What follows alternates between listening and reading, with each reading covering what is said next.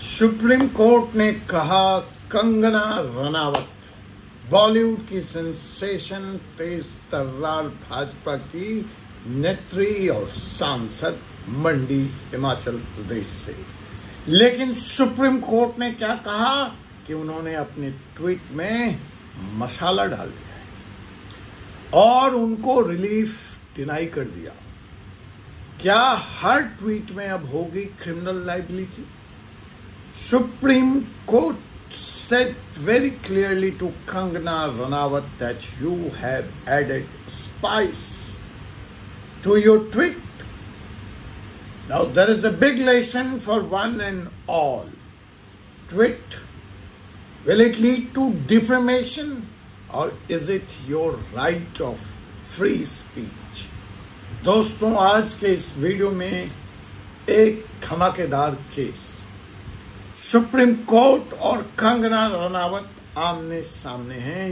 यूं तो विवादों से कंगना जी का पुराना नाता है, लेकिन इस बार सुप्रीम कोर्ट और कंगना रनावत आमने सामने हैं। सवाल यह है कि क्या सोशल मीडिया पर किया गया एक ट्वीट या सिर्फ रीट्वीट आपको क्रिमिनल कोर्ट तक खींच के ले जा सकता है?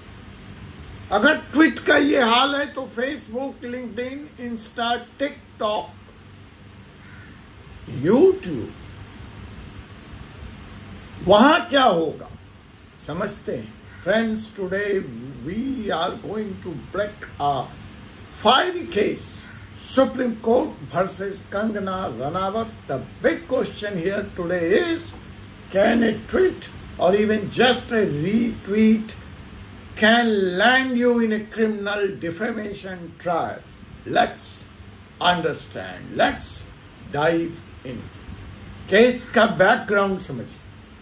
कंगना रनावत जो कि फार्मर प्रोटेक्ट्स में भाग ले रही थी, एक बुजुर्ग महिला एल्डरली वुमेन मनिंदर कौर पर ट्वीट किया, शी इज अवेलेबल फॉर 100।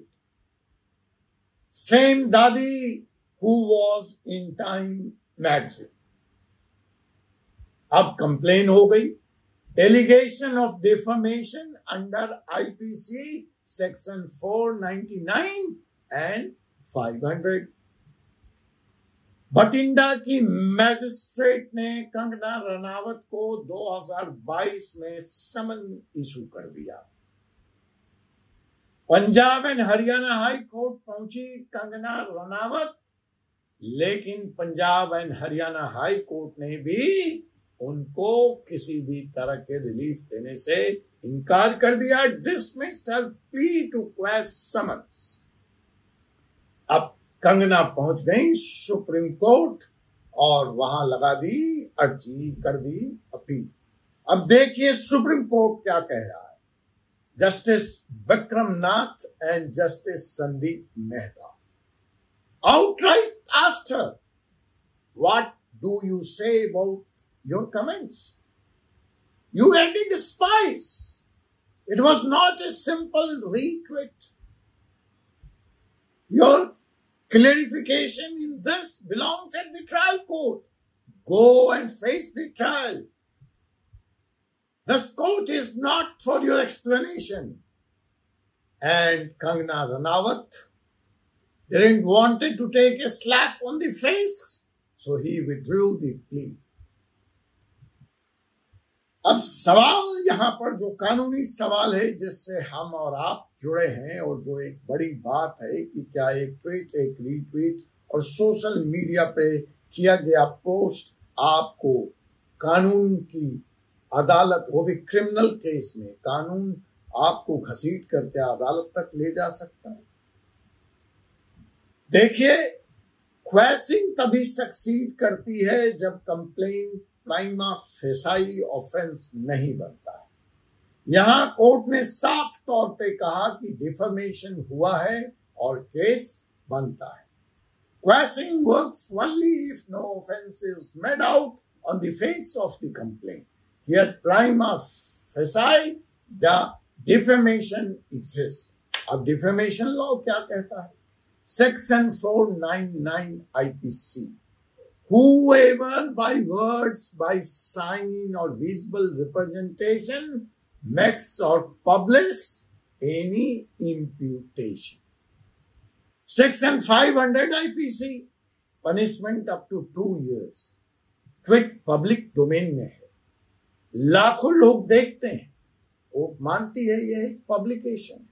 देखिए, एक और बड़ी नेता मेघा पाटकर, अंतर्राष्ट्रीय पुरस्कार विजेता, आज इसी क्रिमिनल डिफेमेशन केस में 25 साल बाद भी कोर्ट के चक्कर लगा रही हैं और सुप्रीम कोर्ट ने उनको किसी भी तरह की राहत देने से मना कर दिया है। So दोस्त, criminal defamation is becoming a serious offense.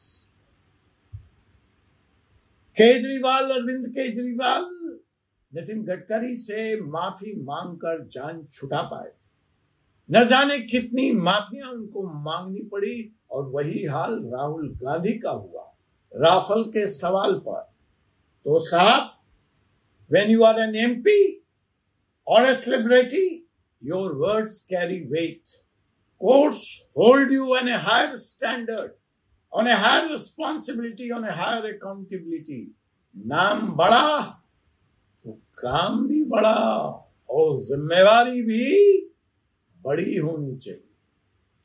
अब अंतिम पड़ाव, अंतिम सेगमेंट में जो हम जानना चाहेंगे या जिस पे हम आपसे समझना चाहेंगे कि भाई फ्री स्पीच वर्सेस डेफेमेशन, ये लाइन कहाँ खत्म हो जाती है?